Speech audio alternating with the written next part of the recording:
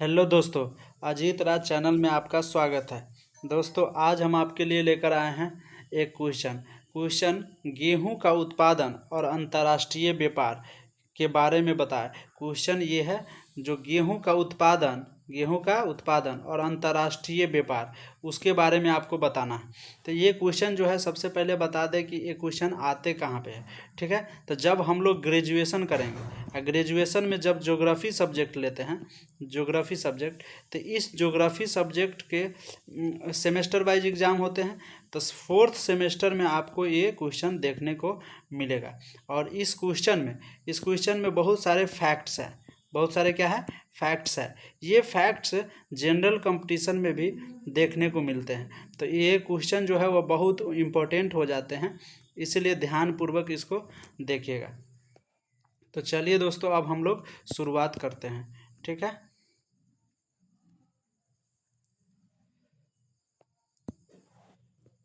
तो सबसे पहले हम देखें कि कोई भी क्वेश्चन जो है लिखने से पहले हम लोग उसका देखते हैं परिचय। क्या देखते हैं?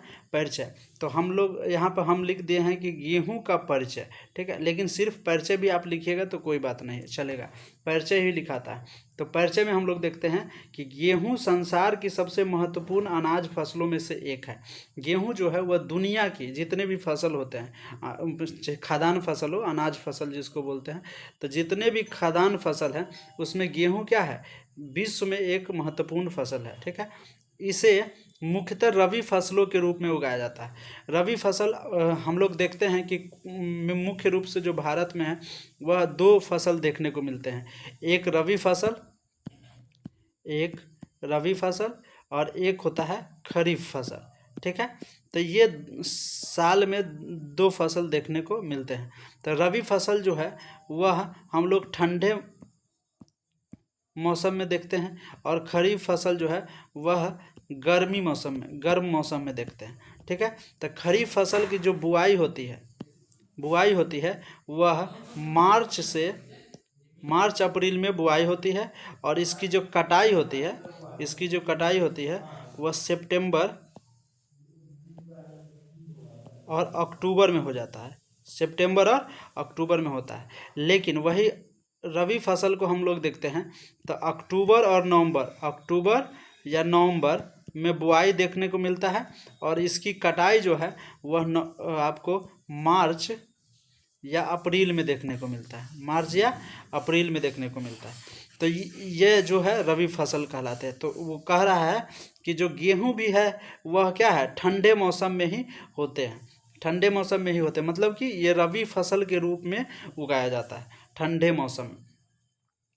उसके बाद हम लोग देखते हैं यह विश्व की खाद्य सुरक्षा में महत्वपूर्ण भूमिका निभाती है। यह क्या है, मतलब खाद्य फसल जो बहुत सारे हैं, तो उसमें से विश्व में यह क्या है, महत्वपूर्ण भूमिका निभाती है खाद्यान्न फसलों के रूप में।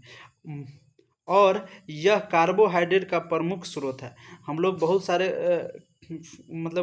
खाद्यान्न फसल खाते हैं, अनाज खाते हैं। ठीक है, उसमें से जो एक गेहूं है वो कार्बोहाइड्रेट के रूप में प्रमुख स्रोत है। मतलब कार्बोहाइड्रेट जो है वह प्रदान करने वाला एक गेहूं भी जो है वह महत्वपूर्ण फसल है।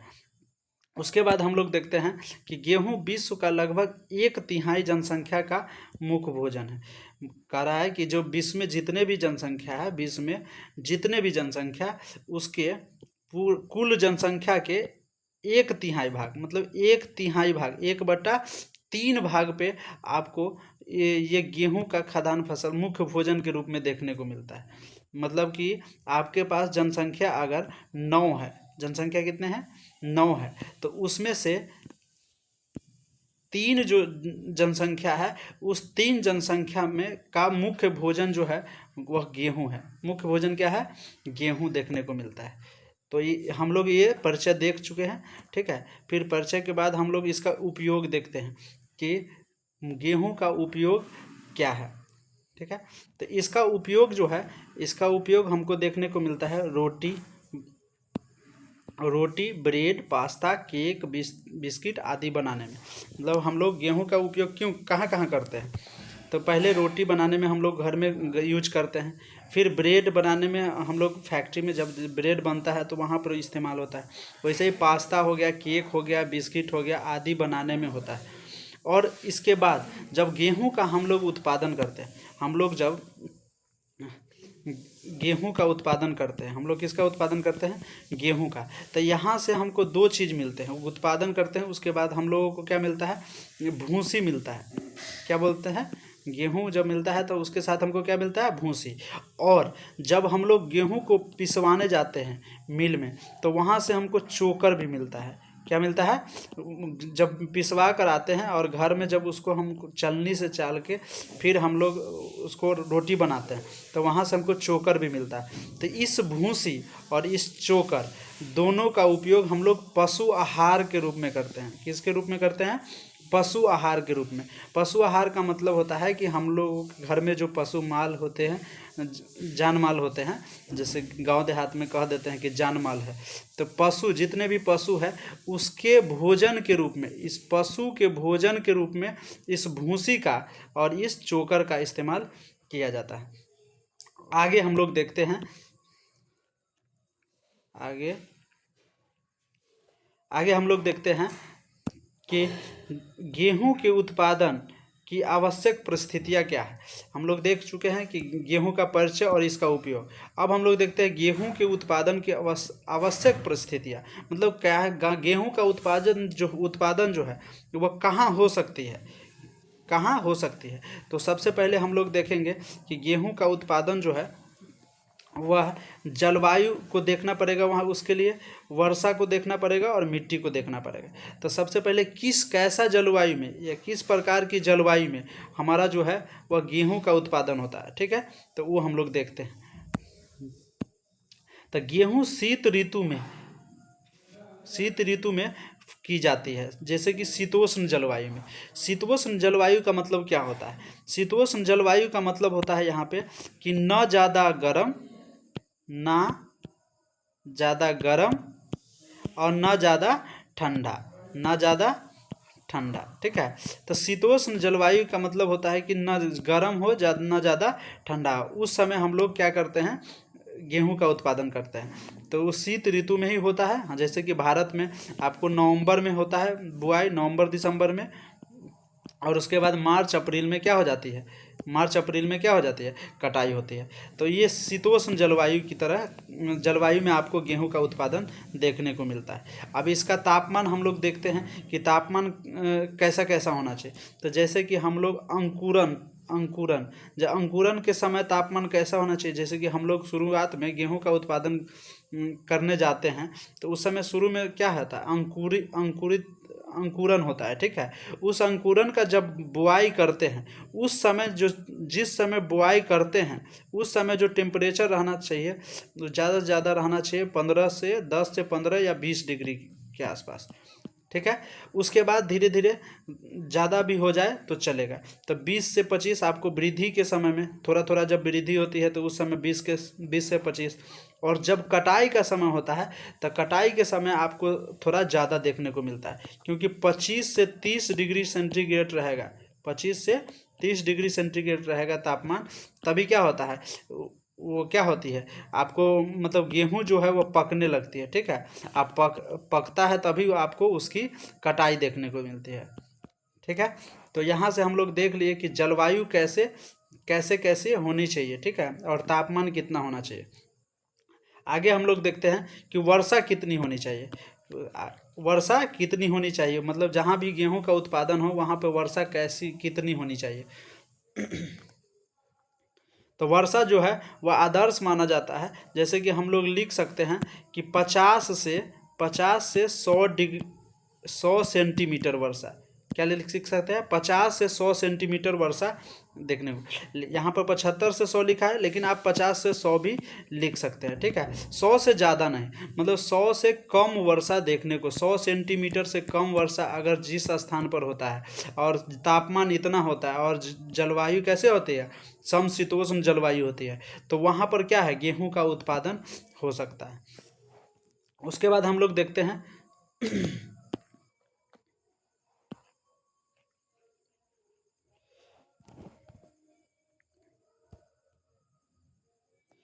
उसके बाद मिट्टी को देखते हैं कि मिट्टी कैसा होना चाहिए, गेहूं के उत्पादन के लिए मिट्टी कैसी होनी चाहिए। तो मिट्टी जो है वह दोमट मिट्टी होनी चाहिए। कैसी मिट्टी होनी चाहिए? दोमट मिट्टी होनी चाहिए। और दोमट मिट्टी जो होनी चाहिए वो क्या होती है? उपजाऊ होती है। ये कैसी मिट्टी होती है? उपजाऊ मिट्टी होती है दोमट। और इसका जो पीएच मान होना चाहिए, पीएच मान हम लोग केमिस्ट्री में पढ़ते हैं, तो वहाँ पे हम लोग समझेंगे विस्तार से।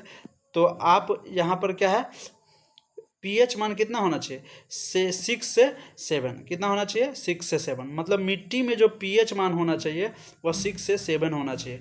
तब वो क्या होता है? उपजाऊ वाली होती है मिट्टी, जिससे क्या है, अच्छी जल धारक क्षमता बनती है।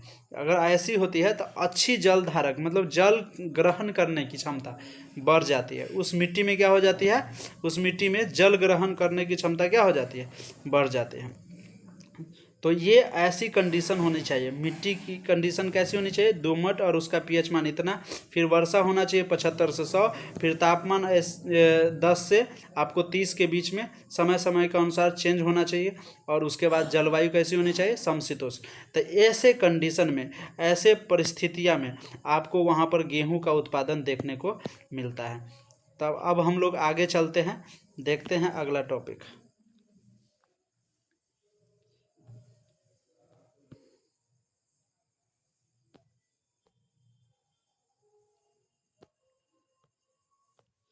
अगला टॉपिक हम लोग देखते हैं कि विश्व में गेहूं उत्पादन। अब हम लोग क्या देखते हैं? विश्व में गेहूं उत्पादन। विश्व में गेहूं उत्पादन मतलब किस देश में कितना हो रहा है, कहाँ पे हो रहा है, कहाँ पे नहीं हो रहा है, तो उसको हम लोग देखते हैं। तो सबसे पहले विश्व में गेहूं का उत्पादन जो है वह देखने को मिलता है चीन में। कहाँ है? सबसे बड़ा उत्पादक देश। सब देखिए, सबसे बड़ा उत्पादक देश मतलब कौन सा ऐसा देश है जो सबसे ज़्यादा उत्पादन करता है गेहूं का, मतलब पूरे विश्व में, पूरे दुनिया में। तो चीन जो है वह सबसे बड़ा उत्पादक देश है। ठीक है। और दूसरा बड़ा उत्पादक देश है भारत। दूसरा उत्पादक देश क्या है? भारत। उसके बाद है तीसरा रूस, अमेरिका, फ्रांस, कनाडा और ऑस्ट्रेलिया। अगर आप ऐसे हम लोग ये देश के हिसाब से देख लिए। ठीक है। अगर हमको लिखना होगा क्या? महाद्वीप के हिसाब से, तो आप ऐसे भी लिख सकते हैं कि एशिया में मतलब सबसे ज़्यादा उत्पादक देश एशिया में अगर देखा जाए तो एशिया में कुछ सीधा बोल सकते हैं चीन, भारत, पाकिस्तान,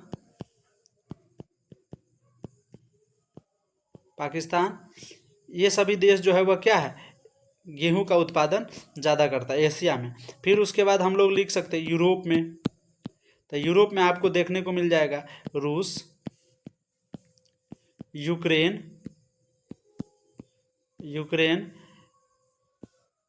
फ्रांस,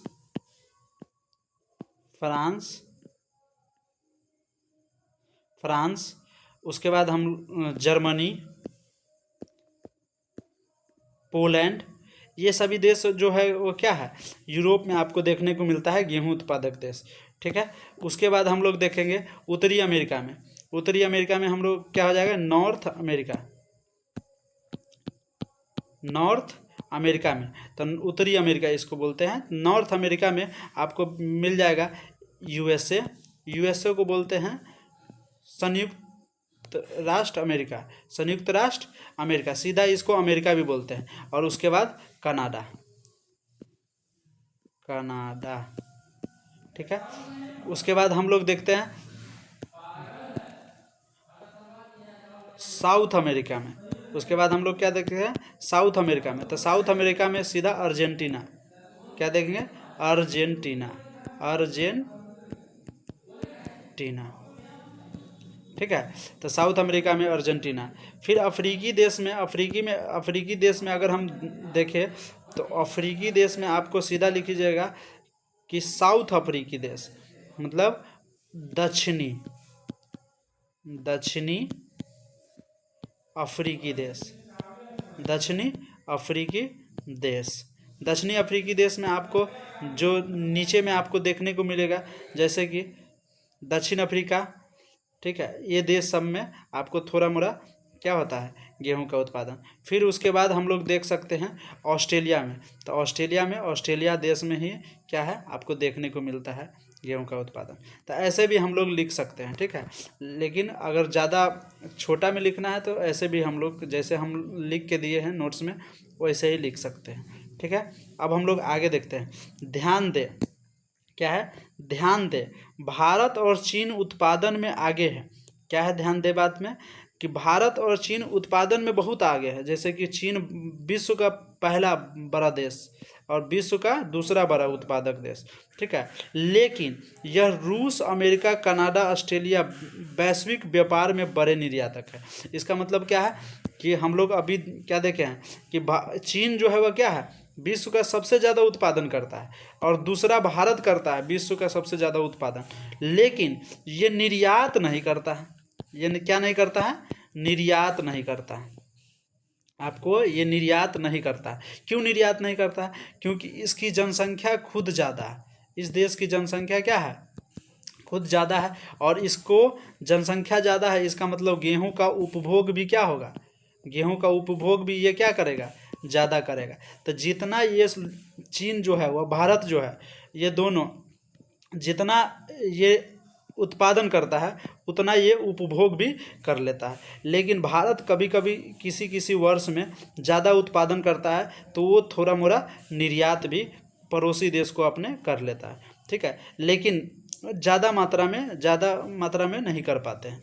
तो चीन और भारत जो भले ही सबसे ज़्यादा उत्पादन कर रहा हो, लेकिन रूस, अमेरिका, कनाडा और ऑस्ट्रेलिया, ये चार देश जो है मेन रूप से निर्यात करता है। ये चार देश जो है मेन रूप से क्या करता है, निर्यात ज़्यादा करते हैं, मतलब विश्व में बड़े निर्यातक माने जाते हैं। लेकिन चीन और भारत निर्यातक देश नहीं है गेहूं का, ठीक है। अब हम लोग देखते हैं आगे अगला टॉपिक। ये सब को हम लोग देखते हैं, मैप पे देखेंगे, थोड़ा देर सब्र कर लीजिए, ठीक है।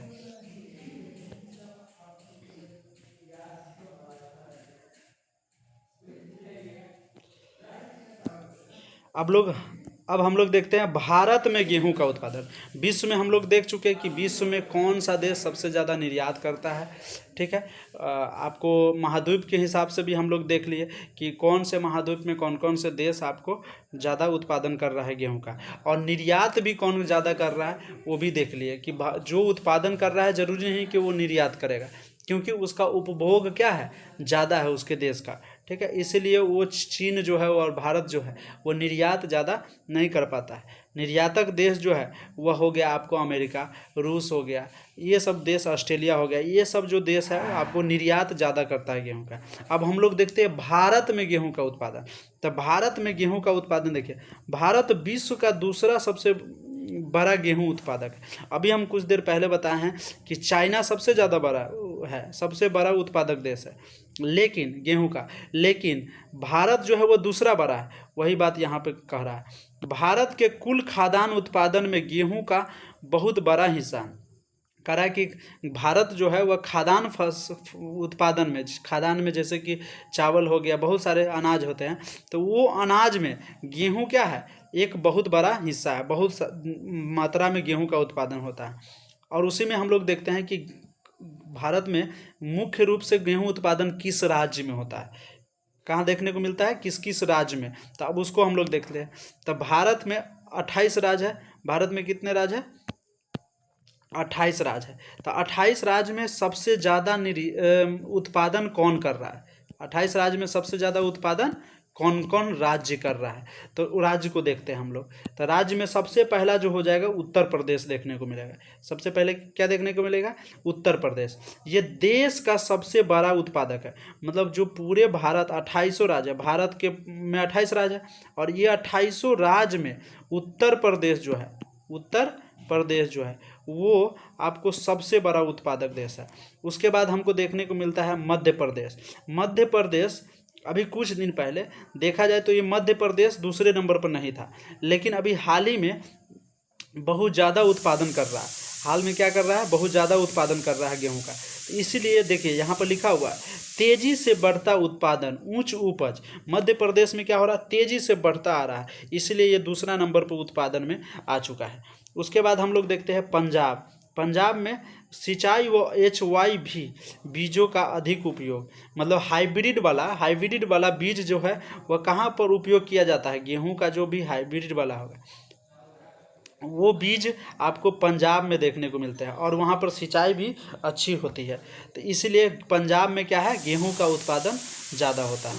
उसके बाद हम लोग देखें तो हरियाणा उच्च उत्पादकता। हरियाणा में भले ही उसका देखोगे तो भारत का नक्शा में दिल्ली बीच में पड़ता है, और दिल्ली के जस्ट आपको देखने को मिलेगा पश्चिम और उत्तर पश्चिम में आपको देखने को मिलेगा हरियाणा।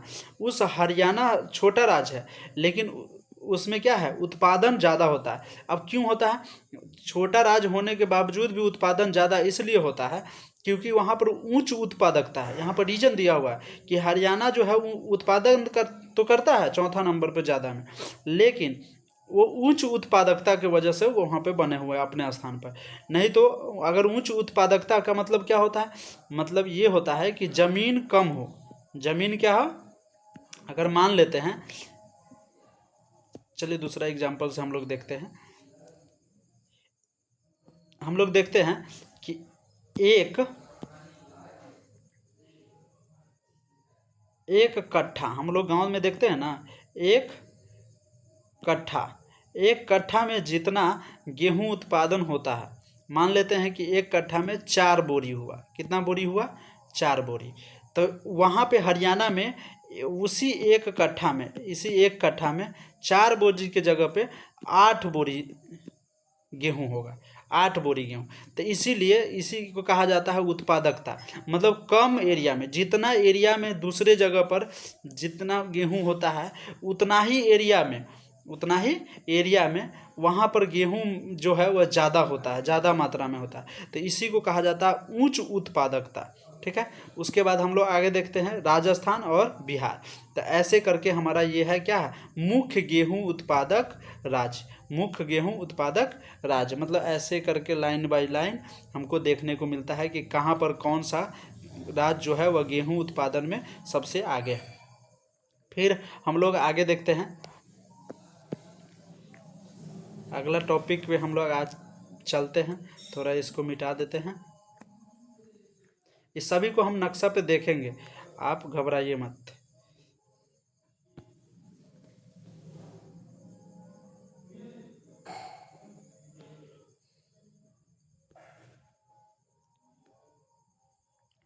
अब अगला देखिए, हम लोग अभी देखे हैं कि भारत में गेहूं का उत्पादन देख रहे थे।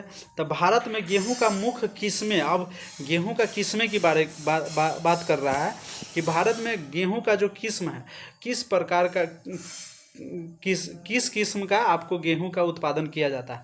तो आपको याद कर लेना है HD 2967, HD 3086, PBW 343 और PBW 752। ऐसे ये 4 किस्म जो है वह भारत में गेहूं का उत्पादन ज़्यादा होता है। मतलब ये 4 किस्में जो है, वो गेहूं की किस्में जो है वह भारत में क्या होते हैं, ज़्यादा उत्पादन किए जाते हैं। सूखा सहनशील किस्में भी विकसित किए जाते हैं। मतलब ये क्या होते हैं, सूखा होते हैं और सहनशील होते हैं।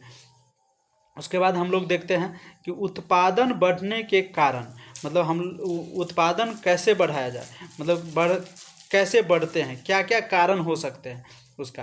तो उत्पादन बढ़ने के कारण जो है वो देखिए, हरित क्रांति के बाद HYV किस्में, जब भारत में हरित क्रांति आया था तो उसमें क्या किया गया था, हाइब्रिड वाले किस्म का मतलब उत्पादन हो रहा था। मतलब गेहूं का जो उत्पादन हो रहा था वो कैसा हो रहा था, वहाँ का जो बीज गेहूं का ले रहा था वह हाइब्रिड वाले बीज का उपयोग कर रहा था। तो हरित क्रांति के बाद क्या हो रहा था, हाइब्रिड वाले किस्म का गेहूं का उत्पादन किया जा रहा था। उसके बाद सिंचाई सुविधाओं का विस्तार, मतलब जब हम अच्छे से गेहूं का तो बुआई कर देते हैं, बुआई करने के बाद जब हम लोग सिंचाई की सुविधा होती है तो वो सुविधाएं क्या है, सिंचाई अच्छी तरह से करते हैं। तो जब जितना अच्छे से हम लोग सिंचाई करेंगे उतना ही क्या होगा, उत्पादन में वृद्धि होगी, तो उत्पादन बढ़ने में क्या हो रहा है, सहायक होगा। उर्वरक का उपयोग, अब हम लोग क्या करते हैं गेहूं का उत्पादन बढ़ाने में, जैसे कि अभी हम कुछ देर पहले एग्जाम्पल दिए थे कि कट्ठा में एक कट्ठा में 2 बोरी हो रहा है नॉर्मली, ठीक है, और उसमें एक कट्ठा में वही उर्वरक डाल के जब हम लोग उसका मतलब गेहूं का उत्पादन करते हैं, तो उर्वरक जब देते हैं तो यही 3 या 4 बोरी आपको गेहूं प्रदान करता है। तो जिससे क्या हुआ, उत्पादन में वृद्धि हुआ कि नहीं हुआ, तो वही उत्पादन में वृद्धि क्या हो रहा है, उर्वरक का उपयोग करके भी होता है। उसके बाद हम लोग देखते हैं एमएसपी नीति से प्रोत्साहन। जब सरकार क्या करती है, एमएसपी नीति से अपना क्या करती है, प्रोत्साहन देती है, तो वहाँ से भी क्या होता है, आपको उत्पादन बढ़ने का कारण बन जाता है। देखिए दोस्तों, अब हम लोग या जितने भी टॉपिक को देखे हैं उस टॉपिक को मैप पर समझने का कोशिश करते हैं। तो हम लोग देखे थे कि विश्व में कहाँ पर उत्पादन कितना कितना हो रहा है, ठीक है। तो हम लोग बताए हैं कि एशिया में देखते हैं, एशिया में हम लोग देखेंगे तो देखो ये हुआ हमारा एशिया, ये हमारा क्या हुआ, एशिया। इस एशिया में आपको कहाँ कहाँ गेहूं का उत्पादन देखने को मिल रहा है। देखिए यहाँ ये जो हरा कलर, ग्रीन कलर जो दिख रहा है इस पूरे मैप में ग्रीन कलर जितना दिख रहा है वहाँ पर क्या है, गेहूं का उत्पादन होता है। तो देखिए एशिया के अंदर यहाँ जो हम लोग सर्कल कर दिए हैं, इस सर्कल करने के अंदर में देखेंगे तो वहाँ पर गेहूँ का उत्पादन कहाँ कहाँ हो रहा है ज़्यादा पे, तो आपको देखने को मिलेगा एक यहाँ हो रहा है, एक यहाँ हो रहा है, ठीक है। तो यहाँ भारत हो गया, देखो यहाँ तक भारत हो गया, आपको यहाँ पाकिस्तान दिख रहा होगा, यहाँ पर क्या दिख रहा होगा, पाकिस्तान। तो ये भारत जो है, भारत, पाकिस्तान, चाइना, आपको हम बताया है कि मुख्य रूप से 3 जो देश है यहाँ पर गेहूं का उत्पादन ज़्यादा होता है। इधर उधर भी है थोड़ा थोड़ा, चीन में इधर भी है, लेकिन ज़्यादातर जहाँ गहरा देखो, गहरा ग्रीन मतलब पूरे डीप है, ग्रीन कलर का क्या है, डीप मतलब काला टाइप का होगा, मतलब गेहूं का उत्पादन बहुत ज़्यादा वहाँ पे हो रहा है, ठीक है। तो आपको एशिया में कहाँ कहाँ देखने को मिल रहा है, इधर भी देखने को मिल रहा है थोड़ा थोड़ा, इधर भी थोड़ा थोड़ा, तो आप उसको इग्नोर कर सकते हैं, ठीक है। तो मुख्य रूप से कह रहा है ज़्यादा कहाँ हो रहा है, तो आपको पाकिस्तान, भारत और चाइना कह सकते हैं। उसके बाद हम लोग यूरोप में देखते हैं, उसके बाद हम लोग कहाँ देखते हैं, यूरोप में। तो आपको यहाँ से ऐसे करके आप अगर देखिएगा ऐसे करके, तो आपको देखने को मिलेगा ये यूरोप, क्या देखने को मिलेगा, यूरोप। तो यूरोप में आपको देखिएगा तो बहुत सारा देश है, जैसे कि यहाँ पर फ्रांस हो गया, ठीक है, यहाँ पर क्या हो गया, फ्रांस। इसी बीच में क्या मिलेगा आपको, फ्रांस मिलेगा, जर्मनी मिलेगा, पोलैंड मिलेगा, ठीक है। इधर रूस है, ठीक है, यूक्रेन है। आपको ये सभी देश क्या है, आपको यूरोप में देखने को मिल जाएगा गेहूं का उत्पादन, ठीक है। उसके बाद हम लोग देखेंगे नॉर्थ अमेरिका में, तो ये हमारा नॉर्थ अमेरिका महाद्वीप है, ठीक है। ये क्या है, हमारा नॉर्थ अमेरिका महाद्वीप है। इसमें देखोगे तो 2 देश आपको मुख्य रूप से देखने को मिलता है। देखिए ऐसे करके आपको ऊपर में कनाडा ये होता है और ये नीचे में अमेरिका होता है, यहाँ मैक्सिको है, ठीक है, यहाँ पर क्या है, मैक्सिको है। तो आपको अमेरिका और कनाडा में देखने को मिल रहा है गेहूं का उत्पादन, ठीक है। तो नॉर्थ अमेरिका में आपको अमेरिका हो गया और कनाडा हो गया। उसके बाद हम लोग साउथ अमेरिका में देखेंगे, ये हो गया हमारा साउथ अमेरिका, और साउथ अमेरिका में यहाँ पे देखने को मिल रहा है गेहूं का उत्पादन। आप मैप में देखोगे तो यहाँ पे ऐसे करके अर्जेंटीना देश आपको देखने को मिलेगा, ठीक है। तो अर्जेंटीना देश में मुख्य रूप से आपको गेहूं का उत्पादन क्या हो रहा है, देखने को मिल रहा है, ये साउथ अमेरिका में। और नॉर्थ अमेरिका में आपको नॉर्थ अमेरिका में आपको क्या मिल रहा है, अमेरिका और कनाडा। यूरोप में बहुत सारा देश है, कुछ 4-5 का नाम ले सकते हैं, जैसे कि रूस हो गया, यूक्रेन हो गया, फ्रांस हो गया, जर्मनी हो गया, पोलैंड हो गया, ठीक है, ब्रिटेन भी कह सकते हैं, ठीक है। तो ये सारा देश जो है वह क्या है, यूरोप में आपको देखने को मिलेगा गेहूं का उत्पादन। आप गौर से देखोगे तो थोड़ा ये अफ्रीका हुआ, ये क्या है, अफ्रीका। इस अफ्रीका देश में देखोगे तो थोड़ा यहाँ पे हो रहा है और थोड़ा गहरा यहाँ पे है, ठीक है। तो देखिएगा अफ्रीका के साउथ में नीचे की तरफ देखने को मिल रहा है, अफ्रीका के साउथ में नीचे की तरफ देखने को मिल रहा है। तो ये हम बोल सकते हैं कि साउथ अफ्रीकी मतलब दक्षिणी अफ्रीकी देश में क्या हो रहा है, गेहूं का थोड़ा उत्पादन हो रहा है। इसके अलावा जो है अब एक और महाद्वीप में देख सकते हैं यहाँ पर ऑस्ट्रेलिया। तो इस ऑस्ट्रेलिया महाद्वीप में आप ये ऑस्ट्रेलिया देश देखिएगा, ठीक है। इस ऑस्ट्रेलिया देश में नीचे की तरफ यहाँ पर देखने को मिल रहा है, यहाँ पर नीचे की तरफ साउथ की तरफ देखने को मिल रहा है गेहूं का उत्पादन। तो मैप में आप अच्छे से जान गए कि एशिया, यूरोप और Africa, north America, south America और ऑस्ट्रेलिया, ये सभी 6 महाद्वीप है और एक ये महाद्वीप है अंटार्कटिका। तो यहाँ पे ना खेती होता है, ना कोई इंसान रहता है, ठीक है। तो यहाँ पर तो उत्पादन संभव ही नहीं है। तो 6 महाद्वीप में आपको कहाँ कहाँ गेहूं का उत्पादन हो रहा है हम आपको समझा चुके हैं, ठीक है। हम उम्मीद करते हैं कि आप समझ भी गए होंगे। आपको गौर से आप अब जहाँ भी दिखाए हैं, जहाँ जहाँ भी ग्रीन था वहाँ पर आप गौर से यहाँ पर मैप में देखिएगा, ठीक है। देखिए हम अभी आपको बताए हैं कि यहाँ पर जो है वह क्या है, इंडिया है। यहाँ पर क्या देखने को मिल रहा है, इंडिया देखने को मिल रहा है। यहाँ पर क्या देखने को मिल रहा है, इंडिया, ठीक है। यहाँ चाइना देखने को मिल रहा है, यहाँ पाकिस्तान, यहाँ ईरान, तुर्की, यूक्रेन, रसिया आपको देखने मिल रहा होगा। तो ये जो है गेहूं का उत्पादन का देश है। विश्व में जो गेहूं का उत्पादन कौन कौन से देश कर रहा है, ये सब आपको मुख्य रूप से तो तुर्की, ईरान, पाकिस्तान, इंडिया और चाइना क्या है, ये सब भारत का मतलब ये एशिया का आपका उत्पादन देश हो गया, ठीक है। रसिया और यूक्रेन जो है यूरोप का हो गया। यहाँ पे फ्रांस देखने को मिलेगा, यहाँ पर आपको देखने को मिलेगा जर्मनी, ठीक है। तो कुछ यहाँ पर भी देश है जो आपको गेहूं का उत्पादन करता है। तो ये हो गया आपको क्या यूरोप में देखना। अब हम आपको कुछ देर पहले बताए हैं कि नॉर्थ अमेरिका में आपको 2 देश मिलेगा, यूएसए और कनाडा। साउथ अमेरिका में आपको यहाँ अर्जेंटीना देश है, यहीं पे आपको गेहूं का उत्पादन थोड़ा मोड़ा हो रहा था। उसके बाद ऑस्ट्रेलिया में देखने को मिलेगा, फिर इधर थोड़ा सा था आपको अफ्रीका में। तो आपको मुख्य रूप से हम आपको विश्व में जितने भी गेहूं का उत्पादन देश है आपको हम समझा चुके हैं। हम आशा करते हैं, उम्मीद करते हैं कि आप समझे भी होइएगा। अब हम लोग देखते हैं भारत में गेहूं का उत्पादन कहाँ कहाँ होता है, ठीक है। तो भारत में गेहूं का, यहाँ देखिए भारत में गेहूं के उत्पादक राज्य, ठीक है। तो ये 2021 के हिसाब से है, 2021 में आपको यहाँ से देखने को मिलेगा, ठीक है। तो गेहूं का उत्पादन देखिएगा कौन कौन से राज्य है। देखिए यहाँ पर बिहार है, गुजरात है, हरियाणा है, मध्य प्रदेश है, महाराष्ट्र है, पंजाब है, राजस्थान है, उत्तर प्रदेश। ये आपको ऐसे नहीं है कि बिहार में सबसे ज़्यादा हो रहा है, ये लाइन वाइज नहीं देखिएगा, आपको ये सिर्फ नाम दिया गया है, ठीक है। आपको शीर्ष स्थान पे कौन है, सबसे ज़्यादा उत्पादन कौन कर रहा है, तो हम आपको बताएं कि उत्तर प्रदेश कर रहा है। उत्तर प्रदेश आपको वो जो देखना पड़ेगा तो उसके लिए नंबरिंग देखना पड़ेगा। क्या है, यहाँ पे गौर से अगर देखिएगा तो यहाँ पे आपको नंबरिंग दिख रहा होगा, 1 2 3 4 5 6 7 8, ठीक है। ये नंबरिंग जो है ना उत्पादन का नंबरिंग है। मतलब बिहार राज्य में, बिहार जो राज्य है, भारत जो देश है उसमें जो गेहूं का उत्पादक राज्य है वो सबसे ज़्यादा शीर्ष पर कौन है, सबसे ज़्यादा उत्पादन कौन करता है, 1 नंबर वाला, मतलब कि उत्तर प्रदेश। 1 नंबर कौन है यहाँ पर, उत्तर प्रदेश। अब आपको भारत का मैप में सभी राज्य जो का है वो कहाँ कहाँ है वो आपको याद होनी चाहिए। जैसे कि यहाँ पर 1 नंबर में आपको नहीं पता होगा तो फिर दिक्कत हो जाएगी। तो 1 नंबर में आपको ये कौन सा राज्य देखने को मिल रहा है, उत्तर प्रदेश।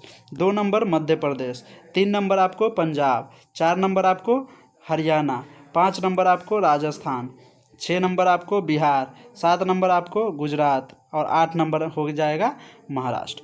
तो ये हो गया आपको गेहूं का उत्पादन भारत में कौन से राज्य में होता है और कैसे कैसे हो रहा है, कहाँ पे ज़्यादा हो रहा है, कहाँ पर कम हो रहा है, किसके अपेक्षा में कौन से ज़्यादा उत्पादन कर रहा है।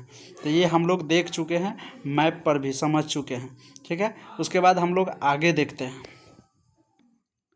चलिए दोस्तों अब हम अगला टॉपिक देखते हैं। तो दोस्तों हम आपको कुछ देर पहले बता चुके हैं कि उत्पादन बढ़ने के प्रमुख कारण कौन कौन से हैं। तो हरित क्रांति के बाद HYV किस्में, मतलब जो हाइब्रिड किस्में आपको गेहूं का उपयोग किया जा रहा था, सिंचाई सुविधाओं का विस्तार किया जा रहा था, उर्वरकों का उपयोग किया जा रहा था और MSP नीति से प्रोत्साहन, ये सभी जो है कारण हैं उत्पादन को बढ़ाने में का। उसके बाद हम लोग अगला टॉपिक देखते हैं, विश्व में गेहूं उत्पादन का आंकड़ा 2024 के अनुसार, मतलब 2024 के आसपास के अनुसार जो है वह विश्व में गेहूं का आंकड़ा कैसे है। तो हम आपको कुछ देर पहले बताए हैं कि गेहूं का उत्पादन जो है वह सबसे ज़्यादा कहाँ हो रहा है, चीन में। कहाँ हो रहा है, चीन में। फिर उसके बाद भारत, उसके बाद अमेरिका, रूस, यूक्रेन, ऑस्ट्रेलिया, ये सभी देश जो है वह क्या है, गेहूं के उत्पादन सबसे ज़्यादा उत्पादन करते हैं। ये सभी देश जो है वो गेहूं का उत्पादन सबसे ज़्यादा करते हैं। तो हम आपको बताएं कि ये उत्पादक देश है सबसे ज़्यादा। उसके बाद अभी देख रहे हैं कि ये उत्पादन जो कर रहा है वो कितना कर रहा है, गेहूं का उत्पादन का आंकड़ा विश्व में। तो हम आपको अभी बताएं कि चीन का ज़्यादा है, तो चीन का कितना है, 138। फिर उसके बाद देखें भारत का कितना, 110, रूस का 90, अमेरिका का 50, फ्रांस का 35, पाकिस्तान का 30 और ऑस्ट्रेलिया का 28। तो ये जो उत्पादन है किसका, इस देश का, चीन का 138 मिलियन टन। तो ये सभी जो उत्पादन हो रहा है 138 मिलियन टन में है। ये सभी क्या है, मिलियन टन में है। ये सभी क्या है, मिलियन टन में आपको देखने को मिलेगा। तो 138 मिलियन टन चीन में, भारत में 110, रूस में 90, अमेरिका में 50, फ्रांस में 35, पाकिस्तान में 30 और ऑस्ट्रेलिया में 28। ये हो गया आपको उत्पादन कहाँ पर कितना हो रहा है। और ये जो है आपको देखने को मिल रहा है चीन का, मतलब विश्व में कौन कौन सा देश उत्पादन ज़्यादा कर रहा है। अब हम लोग देखते हैं अगला टॉपिक कि गेहूं का उत्पादन जो है, गेहूं का अंतर्राष्ट्रीय व्यापार देखेंगे। अभी हम लोग देख रहे थे कि विश्व में गेहूं का उत्पादन कितना हो रहा है, कहाँ ज़्यादा हो रहा है, सभी को मैप पे देखे, भारत में कितना हो रहा है, कहाँ हो रहा है, किस राज्य में हो रहा है, सबको मैप पर देखे और विश्व में गेहूं का उत्पादन का आंकड़ा भी देख लिए। अब हम लोग देखते हैं कि गेहूं का अंतर्राष्ट्रीय व्यापार क्या है। तो गेहूं का अंतर्राष्ट्रीय व्यापार जो है वो बहुत बड़ा है, क्योंकि यह विश्व का प्रमुख निर्यातक योग्य फसल है। मतलब गेहूं का जो अंतर्राष्ट्रीय व्यापार बहुत है, क्योंकि वह जो है ना, जितने भी खाद्य फसल है, जितने भी खाद्यान्न फसल है, उसमें क्या है, गेहूं महत्वपूर्ण योगदान रखता है। और महत्वपूर्ण योगदान सभी गेहूं का जो क्या है, गेहूं का जो उपभोग करते हैं वो ज़्यादा करते हैं विश्व में, इसीलिए वो निर्यात योग्य फसल है। और कुछ देश उत्पादन में आगे है तो कुछ आयात के प्रति निर्भर है। मतलब कह रहा है कि बहुत सारे देश जो है वह क्या है, उत्पादन करते हैं ज़्यादा, लेकिन बहुत सारे देश जो है वो उत्पादन करते नहीं हैं। तो उत्पादन करते नहीं है तो वो क्या करेंगे, वो दूसरे देश से आयात करेंगे, वो अपने दूसरे देश से मंगाएंगे। तो ये जो अभी हम कुछ देर पहले बताए हैं कि ये जो है चीन, भारत, अमेरिका, रूस, यूक्रेन, ऑस्ट्रेलिया, ये सभी देश जो है वह गेहूं का उत्पादन ज़्यादा कर रहा है। लेकिन कुछ देश तो मंगा रहा होगा, कुछ देश मंगा रहा होगा तो उसको आयात करते हैं, गेहूं का आयात करते हैं। तो पहला देखेंगे कि गेहूं का निर्यातक देश कौन कौन है। तो अभी जस्ट हम देखे हैं कि उत्पादन कौन कौन कर रहा था, चीन, भारत, अमेरिका, रूस, यूक्रेन, ऑस्ट्रेलिया। और हम आपको बताए हैं कि चीन जो है उत्पादन ज़्यादा करता है, भारत जो है उत्पादन ज़्यादा करता है, लेकिन ये निर्यात नहीं करता, किसी देश को देता नहीं है। चीन इसलिए नहीं देता है क्योंकि ये जो है इसके पास जनसंख्या खुद ज़्यादा है, और जनसंख्या जब ज़्यादा है तो ये उपभोग भी क्या कर देगा, ज़्यादा करेगा, इसलिए चीन निर्यात करता ही नहीं है। उसके बाद भारत जो है वह कभी कभी किसी वर्ष ज़्यादा उत्पादन होने के बाद ये अपने पड़ोसी देशों को, जैसे कि आपको बांग्लादेश हो गया, नेपाल हो गया, श्रीलंका हो गया, इस देशों को थोड़ा निर्यात कर देता है। तो आपको निर्यातक देश देखते हैं कि विश्व में कौन कौन से देश ज़्यादा निर्यात करता है। तो चीन ऑलरेडी हट गया, ठीक है, चीन निर्यात करता नहीं है। देखेंगे तो रूस क्या है, रूस आपको देखने को मिलेगा विश्व का सबसे बड़ा निर्यातक। तो विश्व का सबसे बड़ा निर्यातक देश कौन सा है, रूस। उसके बाद अमेरिका, कनाडा, ऑस्ट्रेलिया, यूक्रेन, ठीक है। तो ये सभी देश जो है वह क्या कर रहा है, निर्यात कर रहा है, मतलब ये अपने देशों से दूसरे देशों में क्या करते हैं, भेजते हैं गेहूं का, तो ये निर्यातक देश है। लेकिन चीन और भारत जो है वो उत्पादन में सबसे ज़्यादा है। चीन और भारत में क्या है, उत्पादन में ज़्यादा है। अब हम लोग देखते हैं कि रूस और यूक्रेन को अक्सर यूरोप का अन्न भंडार भी कहा जाता है। मतलब यहाँ से ऑब्जेक्टिव क्वेश्चन भी बन सकता है, जनरल कंपटीशन में भी बनता है, या बोर्ड के एग्जाम में अगर ऑब्जेक्टिव क्वेश्चन आता है तो आपको वहाँ से क्वेश्चन बन सकता है कि यूरोप का अन्न भंडार, यूरोप का अन्न भंडार किसको कहा जाता है, तो रूस और यूक्रेन को। किसको कहा जाता है, रूस और यूक्रेन को। रूस और यूक्रेन के बीच संघर्ष का वैश्विक गेहूं आपूर्ति पर बड़ा प्रभाव पड़ा। कह रहा है कि रूस में जो अभी संघर्ष चल रहा है, युद्ध चल रहा है कितने वर्षों से, तो उसमें क्या है कि वैश्विक गेहूं आपूर्ति, वैश्विक गेहूं आपूर्ति का मतलब होता है कि विश्व में जितना उत्पादन हो रहा था सभी देशों के, मान लेते हैं कि विश्व में उत्पादन हो रहा है 100, विश्व में उत्पादन कितना हो रहा है 100, तो जो इतना चाहे 1000 मान लेता है, 1000 मैट्रिक टन, कितना मैट्रिक टन हो रहा है 1000, तो वो क्या कर रहा है, रूस और यूक्रेन में युद्ध हो रहा है, उसके वजह से आसपास के देश में भी क्या हो रहा है, प्रभावित हो रहा है, और वहाँ पे भी गेहूं का उत्पादन नहीं हो रहा है, फिर रूस में भी नहीं हो रहा है, यूक्रेन में भी नहीं हो रहा है, तो वो क्या हो रहा है, ये उत्पादन में कमी हो रहा है। 1000 के जगह पर आपको देखने को मिल जाएगा 800 या 850, तो ये उत्पादन आपको कमी मिल रहा है उत्पादन में। तो वैश्विक गेहूं आपूर्ति में कमी आई कि नहीं आई, तो वही कह रहा है कि रूस यूक्रेन के संघर्षों के कारण ये वैश्विक गेहूं आपूर्ति पर प्रभाव डाल रहा है। ठीक है, उसके बाद हम लोग देखते हैं कि प्रमुख आयातक देश कौन कौन है। अभी हम लोग देखे हैं कि निर्यातक देश कौन कौन है, ठीक है, अब हम लोग देखेंगे कि आयातक देश कौन कौन है, मतलब जो किसी दूसरे देश से जिसका उत्पादन ज़्यादा हो रहा है उस देशों से मंगा रहा है। तो कौन कौन मंगा रहा है देश, तो मिस्र हो गया जिसको इजिप्ट बोलते हैं, ये सबसे बड़ा आयातक देश है। आयातक देश कौन कौन है, मिस्र जो है वह सबसे ज़्यादा आयात करता है, मतलब पूरे विश्व में सबसे ज़्यादा आयात करता है। फिर तुर्की हो गया, इंडोनेशिया हो गया, नाइजीरिया हो गया, बांग्लादेश हो गया, चीन हो गया। अब देखिए यहाँ पर एक महत्वपूर्ण बात है कि चीन जो है उत्पादन ज़्यादा करता है। चीन क्या कर रहा है, उत्पादन कितना कर रहा है, 138 metric ton, million ton, 138 million ton का हो, तो चीन का जो है उत्पादन कितना है, 138 मिलियन टन। फिर भी इतना उत्पादन होने के बावजूद ये क्या कर रहा है, आयात कर रहा है। क्यों आयात कर रहा है, क्योंकि इसका जो जनसंख्या है, इसका जो जनसंख्या है वो क्या है, जनसंख्या ज़्यादा है, और जनसंख्या जब ज़्यादा है तो उपभोग भी ज़्यादा होगा। क्या होगा, उपभोग भी ज़्यादा है, और उपभोग ज़्यादा हो गया मतलब चीन में जब उत्पादन इतना होता है तो खपत इससे ज़्यादा होगा, 138 मिलियन टन से ज़्यादा, इसलिए इसको आयात भी करना पड़ता है। मतलब उत्पादन अधिक होने के बावजूद आयात करता है।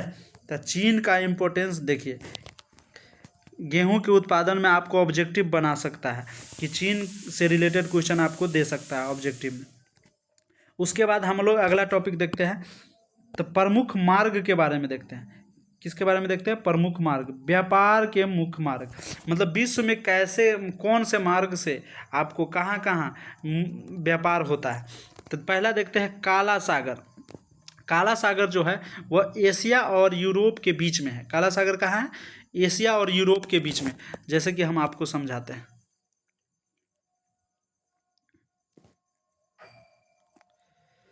देखिए ये हो गया आपको यूरोप, ठीक है, ये हो गया आपको एशिया, ये हो गया यहाँ पर क्या है, अफ्रीका। तो इस बीच में आपको देखने को मिलेगा, इस बीच में आपको क्या मिलेगा, इस बीच में आपको देखने को मिलेगा काला सागर। आगे समझ में, तो देखिए रूस यहाँ पर है, यूक्रेन यहाँ पे है, ठीक है, सटा देश है। तो ये रूस और यूक्रेन क्या करेगा, इसी काला सागर के माध्यम से, इसी काला सागर के द्वारा यूरोप में भी भेजता है और इसी काला सागर के द्वारा एशिया में भी भेजता है। तो ये जो मार्ग है ये कहाँ कहाँ भेज रहा है? यूरोप में और एशिया में। कौन भेज रहा है? रूस और यूक्रेन काला सागर के माध्यम से, रास्ते से। ठीक है, तो ये पहला मार्ग हो गया। दूसरा मार्ग कह रहा है कि अमेरिका से एशिया, लैटिन अमेरिका को। दूसरा क्या कह रहा है? देखिए और समझने का कोशिश करते हैं कि हम लोग देखे हैं मैप में कि ये उत्तरी अमेरिका हो गया, ये दक्षिणी अमेरिका हो गया। ठीक है, तो इस अमेरिका में आपको यहाँ पर देखने को मिलेगा कनाडा देश, यहाँ पर आपको अमेरिका, ये क्या है? कनाडा। ठीक है, यहाँ पर क्या है? यूएसए। ठीक है, और ये ओवरऑल क्या है? ये नॉर्थ अमेरिका था। ये ओवरऑल क्या था? North America. और ये ओवरऑल क्या है? South America. ठीक है, तो ये जो ये भी अमेरिका है, ये भी अमेरिका है, लेकिन ये देश वाला अमेरिका है, ये महाद्वीप वाला अमेरिका है। ठीक है, तो महाद्वीप नॉर्थ अमेरिका, साउथ अमेरिका है, और उसमें एक देश, नॉर्थ अमेरिका के अंदर में एक देश है जिसको अमेरिका बोला जाता है, यूएसए बोला जाता है। तो ये यूएसए क्या करता है? ये अमेरिका जो है उत्पादन ज़्यादा करता है गेहूं का। यहाँ पर उत्पादन क्या हो रहा है? ज़्यादा हो रहा है यहाँ पर। तो ज़्यादा यहाँ उत्पादन हो रहा है तो क्या करेगा? तो ये दूसरे देशों को देगा, अमेरिका के दूसरे देशों को देगा। तो जब दूसरे देशों को देगा तो उसको बोला जाता है लैटिन अमेरिका। जे इस अमेरिका को छोड़ के जो भी नॉर्थ अमेरिका और साउथ अमेरिका का देश है उसको बोला जाता है लैटिन अमेरिका। लैटिन अमेरिका आ गया समझ में? तो ये अमेरिका क्या कर रहा है? लैटिन अमेरिका को दे रहा है, आपको व्यापार मार्ग है। और उसके बाद एशिया को भी दे रहा है, आपको एशिया यहाँ कहीं नज़र मिलेगा। ठीक है, इधर तो एशिया इधर देखने को मिलेगा। तो ये क्या करेगा? अमेरिका एशिया को भी निर्यात करता है। ठीक है, तो ये मार्ग आपको देखने को मिल रहा है। ठीक है, उसके बाद अगला जो है, दो हम लोग देख लिए, तीसरा जो देखेंगे वो क्या है? ऑस्ट्रेलिया से दक्षिण पूर्व एशिया। ऑस्ट्रेलिया से दक्षिण पूर्व एशिया, उसको भी हम लोग समझ लेते हैं।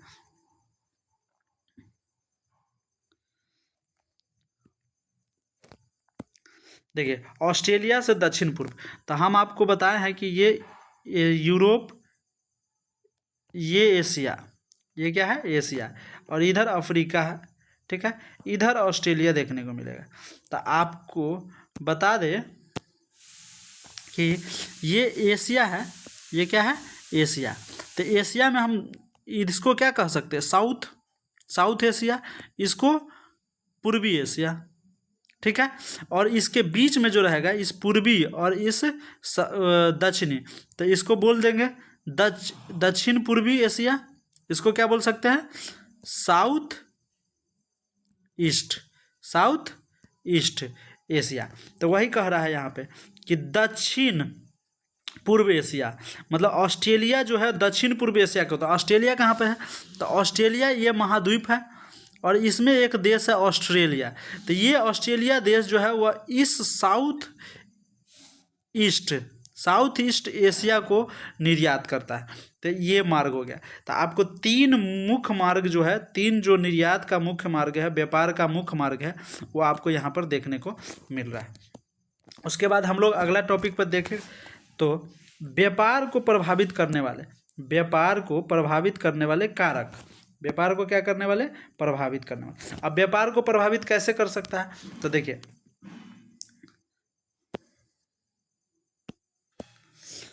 जलवायु परिवर्तन, पहला क्या हो जाएगा? जलवायु परिवर्तन। जलवायु परिवर्तन कैसे हो सकता है? जैसे सूखा आ जाता है, बाढ़ आ जाता है, और तापमान में गिरावट हो या तापमान ज़्यादा हो जाए, तो इस स्थिति में क्या होगा? जैसे उत्पादन क्या हो जाएगा? कम हो जाएगा। उत्पादन जब कम होगा तो क्या होगा? वो या तो उसको आयात करना पड़ेगा, या तो उसको क्या करना पड़ेगा? आयात करना पड़ेगा। अगर वो निर्यात करता है तो उसको निर्यात में कमी आ जाएगी। तो ये जलवायु परिवर्तन क्या प्रभावित किया कि नहीं व्यापार को? उसके बाद दूसरा हम लोग देखें तो भू राजनीतिक स्थिति, भू राजनीतिक स्थिति। तो जैसे रूस और यूक्रेन युद्ध ने गेहूं के वैश्विक दाम बढ़ा दिया है। क्या किया है ये?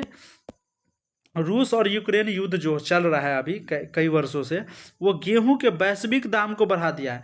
मतलब विश्व में जितने दाम होते थे गेहूं का, उससे क्या किया, उसके प्राइस को बढ़ा दिया है। प्राइस को क्या कर दिया है?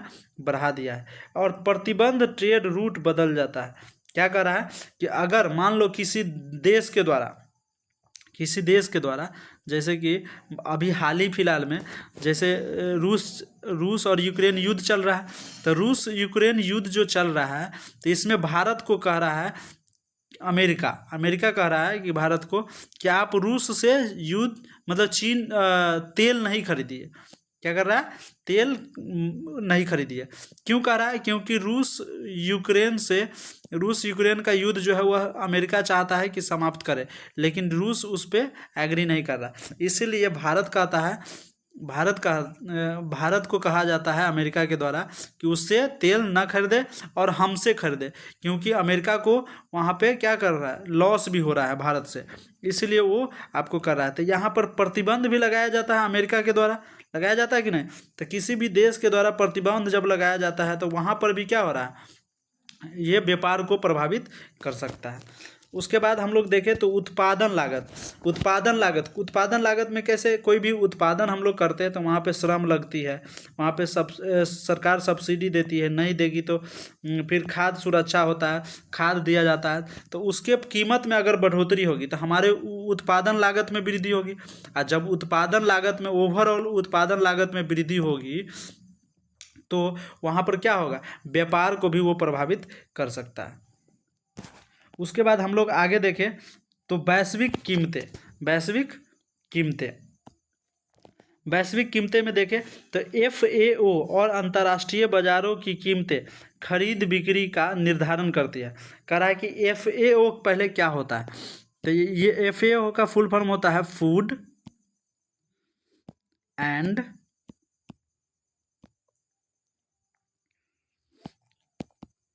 एग्रीकल्चर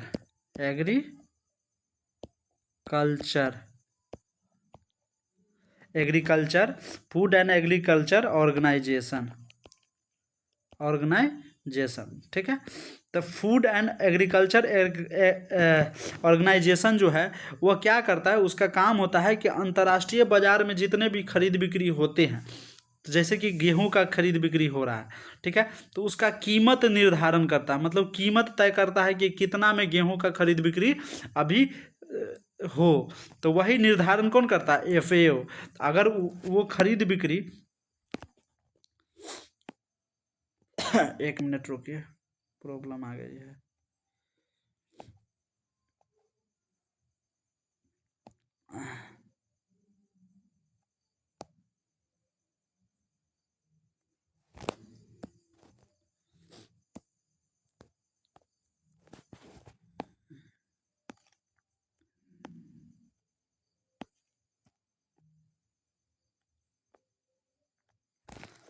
हम लोग यहाँ पे थे वैश्विक कीमतें पर, ठीक है।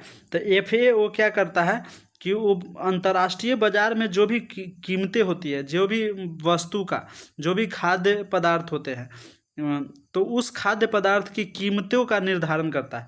तो कीमतों का निर्धारण करता है, अगर वो कीमतों का निर्धारण वैश्विक कीमतें बढ़ जाए तो क्या होता है, वो भी व्यापार को क्या कर सकता है, प्रभावित कर सकता है।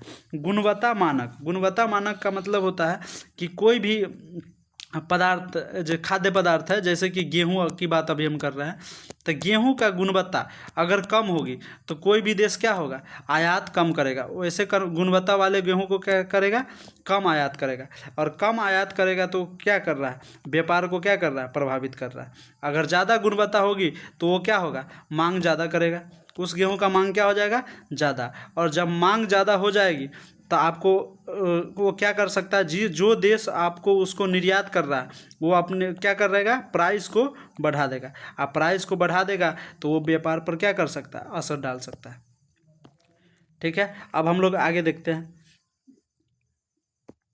भारत का अंतर्राष्ट्रीय गेहूं व्यापार। अभी भारत का अंतर्राष्ट्रीय गेहूं व्यापार जो है वह वैश्विक विश्व स्तर पर कैसे प्रभावित करेगा। तो भारत सामान्यतः उच्च घरेलू खपत के कारण बड़े पैमाने पर निर्यात नहीं करता। कह रहा है कि भारत उत्पादन तो बहुत ज़्यादा करता है, लेकिन वो निर्यात ज़्यादा नहीं करता है। क्यों? क्योंकि उसके देश के अंदर में ज़्यादा जनसंख्या, और ज़्यादा जनसंख्या होने के कारण उपभोग क्या हो जाता है, ज़्यादा हो जाता है। उपभोग क्या हो जाता है, ज़्यादा हो जाता है। और उपभोग ज़्यादा हो जाता है तो खपत ज़्यादा हो जाएगी, खपत ज़्यादा होगा तो निर्यात कर नहीं पाएगा। तो वही कह रहा है कि जो भारत जो है वह निर्यात ज़्यादा नहीं कर पाता। लेकिन क्या कह रहा है कि लेकिन जब घरेलू उत्पादन अधिक हो, कह रहा है कि किसी वर्ष घरेलू उत्पादन क्या हो जाता है, ज़्यादा हो जाता है। तो जिसके कारण सरकार क्या करता है, कुछ वर्षों की अनुमति दे देता है कि वह निर्यात करे, भारत भी क्या करे, गेहूँ का निर्यात कर सकता है। उसके बाद अगला हम लोग देखें तो सरकारी नीतियाँ और निर्यात आय प्रतिबंध। कह रहा है कि अगर सरकारी नीतियाँ जो है वह बहुत प्रभावित करता है, कि कोई भी देश का सरकारी नीति जो होती है वह व्यापार के स्तर को क्या कर सकता है, विश्व व्यापार के स्तर पर प्रभावित कर सकता है। उसके बाद दूसरा हम लोग देखें अगला, तो भारत का गेहूँ व्यापार। यहाँ तक हम लोग देख लिए कि कैसे व्यापार को विश्व स्तर पर गेहूं के व्यापार को प्रभावित कर सकता है, कौन कौन से कारक हो सकता है। ठीक है, उसके बाद अब हम लोग देखते हैं भारत में, विश्व में था और भारत में गेहूं व्यापार कैसे होता है। ठीक है, तो भारत गेहूं का बड़ा उत्पादक तो है, भारत क्या है, गेहूं का उत्पादन बहुत ज़्यादा करता है, परंतु निर्यातक के रूप में सीमित भूमिका कर, निर्यात नहीं करता। निर्यात किसी वर्ष करता है तो किसी वर्ष नहीं करता है। जब उत्पादन ज़्यादा होता है तो निर्यात कर देता है, नहीं उत्पादन होता है तो वो अपने उपभोग के लायक ही उपभोग ही अपने देशों के अंदर करता है। उसके बाद हम लोग देखें तो अधिकांश गेहूं घरेलू उपभोग में ही प्रयोग हो जाता है। अधिकांश गेहूं क्या हो जाता है, घरेलू उपभोग, अभी हम बता दिए। हालांकि जिस वर्ष अधिक उत्पादन होता है उस वर्ष भारत गेहूं का निर्यात भी करता है। उसके बाद हम लोग देखेंगे कि भारत के मुख्य निर्यात गंतव्य, मान लेते हैं कि किसी वर्ष गेहूं का उत्पादन ज़्यादा हो जाता है तो निर्यात करता किस किस देश को है, तो बांग्लादेश, नेपाल हो गया, संयुक्त अरब अमीरात हो गया, इंडोनेशिया हो गया, श्रीलंका हो गया और अफ्रीकी देश हो गया। तो ये सभी देशों को क्या करता है, भारत निर्यात करता है। ज़्यादा मात्रा में नहीं, ज़्यादा नहीं निर्यात करता है। जो भी उत्पादन ज़्यादा होता है उपभोग के अलावा, भारत उपभोग के अलावा जितना ज़्यादा हो उत्पादन, उस उत्पादन को क्या कर देता है, निर्यात कर देता है। किस किस देशों में करता है, तो ये सभी 5-6 देश है उसमें निर्यात करते हैं। उसके बाद हम लोग अगला टॉपिक देखें तो भारत की व्यापार नीतियाँ। भारत की क्या है, व्यापार नीतियाँ। जब घरेलू कीमतें बढ़ती है, जब घर की कीमतें बढ़ती है तो सरकार निर्यात पर प्रतिबंध और सीमा शुल्क बढ़ा देती है। जब कह रहा है कि घरेलू कीमतें बढ़ जाती है गेहूं का, तो जब निर्यात प्रतिबंध लगा देती है या सीमा शुल्क, जैसे कि गेहूं ज़्यादा कीमत कब बढ़ेगी, गेहूं की कीमत कब बढ़ेगी, तो गेहूं का कीमत बढ़ेगी, इसका मतलब है कि आपूर्ति गेहूं का क्या हो जाएगी, कम। और आपूर्ति जब कम हो जाएगी तो इससे समझ में आ जाएगा कि देश में क्या हो रहा है, गेहूं का मात्रा, गेहूं का आपूर्ति कम हो रहा है, गेहूं का आपूर्ति क्या हो रहा है, कम हो रहा है। और वो क्या कर देगा, निर्यात पर सरकार क्या कर देता है, प्रतिबंध लगा देता है, निर्यात पर क्या, हाँ, और सीमा शुल्क बढ़ा देती है। जब उत्पादन प्रचुर होता है तो सरकार क्या कर देती है, निर्यात खोल दी, मतलब ज़्यादा मात्रा में उत्पादन होने लगता है तो क्या करती है, सरकार सीमित कर देती है। अब हम लोग अगला टॉपिक देखते हैं, गेहूं का व्यापार का महत्व। गेहूं व्यापार का महत्व क्या है, तो वैश्विक स्तर पर हम लोग देखें तो भोजन सुरक्षा, मतलब किसी देश को कम पड़ रहा है तो उसको भोजन ज़रूरत है, तो किसी और देश से उसको क्या हो रहा है, ज़रूरत पूरा हो रहा है, तो उसका महत्व क्या है, भोजन सुरक्षा हो रहा है। कीमतों की स्थिरता हो रही है, कीमतों में क्या हो रही है, स्थिरता उत्पन्न हो रही है। जैसे कि कोई देश के पास गेहूं ज़्यादा है और कोई देश के पास नहीं है, तो वो अपना क्या कर रहा है, वहाँ पे निर्यात करके उसको, उसके कीमत में विश्व स्तर पर कीमत को स्थिर बनाए रखता है। विकासशील देशों को आपूर्ति, जैसे कि विकसित देश जिस देश में उत्पादन होता है, तो विकासशील देशों की सभी गेहूं का उत्पादन ज़्यादा नहीं होता है, तो वहाँ पर विकासशील देशों में अगर उत्पादन हो रहा है तो ठीक है, नहीं हो रहा है तो क्या कर रहा है, वहाँ पर आपूर्ति क्या हो रहा है, निर्यात के माध्यम से, निर्यात के माध्यम से क्या कर रहा है, वो आपूर्ति किया जा रहा है। उसके बाद हम लोग भारत के लिए देखें तो गेहूं व्यापार का महत्व क्या होगा, तो किसानों की आय में वृद्धि, किसानों की आय में वृद्धि। अगर हम उत्पादन बढ़ाएंगे, गेहूं के उत्पादन व्यापार की बात करें तो उत्पादन बढ़ाएंगे तो किसान की आय में क्या हो जाएगी, वृद्धि हो जाएगी। वो अपने गेहूं को बेच कर, गेहूं को बेच कर क्या कर रहा है, आय की वृद्धि कर रहा है। उसके बाद विदेशी मुद्रा अर्जन कर रहा है। अगर हम उसको निर्यात करेंगे दूसरे देशों से तो भारत को क्या मिलेगा, दूसरे देशों का विदेशी मुद्रा मिल जाएगा, दूसरे देशों की मुद्रा मिल जाएगा, तो विदेशी मुद्रा का अर्जन होगा। अधिशेष अनाज के प्रबंधन में सहायता, और ज़्यादा अनाज होती है तो उसको प्रबंधन किया जाता है, उसको प्रबंधन करके आपको उसको सहायता दिया जाता है। उसके बाद हम लोग देखते हैं, सारा टॉपिक पढ़ने के बाद हम लोग निष्कर्ष देख लेते हैं थोड़ा। तो निष्कर्ष देखते हैं। गेहूं के विश्व की सबसे महत्वपूर्ण खाद्यान्न फसल है। गेहूं क्या है, विश्व की सबसे महत्वपूर्ण खाद्यान्न फसल है, जिसका उत्पादन मुख्यतः एशिया, यूरोप, उत्तरी अमेरिका में केंद्रित है। मतलब मुख्य रूप से कहाँ ज़्यादा उत्पादन होता है, एशिया में हम आपको बताएं, यूरोप में बताए हैं और उत्तरी अमेरिका में थे। उसके बाद हम लोग देखते हैं अंतर्राष्ट्रीय व्यापार रूस, अमेरिका, कनाडा, ऑस्ट्रेलिया जैसी बड़ी अर्थव्यवस्थाओं के हाथ में है। मतलब रूस का जो निर्यात करता है, अंतर्राष्ट्रीय व्यापार करता है, वो ज़्यादातर कौन करता है, चीन। भारत तो करता नहीं है गेहूं का, तो करता कौन है, तो करता है रूस, अमेरिका, कनाडा और ऑस्ट्रेलिया। ठीक है। उसके बाद हम लोग देखते हैं तो भारत उत्पादन में दुनिया में दूसरा स्थान रखता है, लेकिन घरेलू खपत अधिक होने से निर्यात सीमित मात्रा में है। मतलब उत्पादन बहुत ज़्यादा है, दूसरा स्थान पर विश्व में, लेकिन वो क्या है, निर्यात सीमित मात्रा में ही करता है। भविष्य में जलवायु परिवर्तन, तकनीकी विकास, वैश्विक सुरक्षा स्थितियाँ गेहूँ उत्पादन और व्यापार को महत्वपूर्ण रूप से प्रभावित करेगी। मतलब कह रहा है कि भविष्य में जो जलवायु परिवर्तन है और हम लोग जो दिन प्रतिदिन विकास किए जा रहे हैं, तकनीकी विकास, वो और वैश्विक सुरक्षा स्थितियाँ, मतलब कि विश्व स्तर पर जो आपको तनाव देखने को मिलता है, जैसे कि यूक्रेन और रूस युद्ध, ये सभी जो देखने को, इसके कारण गेहूं के उत्पादन और व्यापार को क्या कर रहा है, प्रभावित कर रहा है और भविष्य में भी प्रभावित करने की संभावना है। तो दोस्तों, आज इस क्वेश्चन का आंसर हम विस्तार पूर्वक आपको दे चुके हैं, आपको समझ में आया होगा, हम आशा करते हैं। तो दोस्तों, हम अगर आपको अच्छा लगा हो तो हमारे चैनल को सब्सक्राइब कीजिएगा और लाइक भी कर दीजिएगा। धन्यवाद।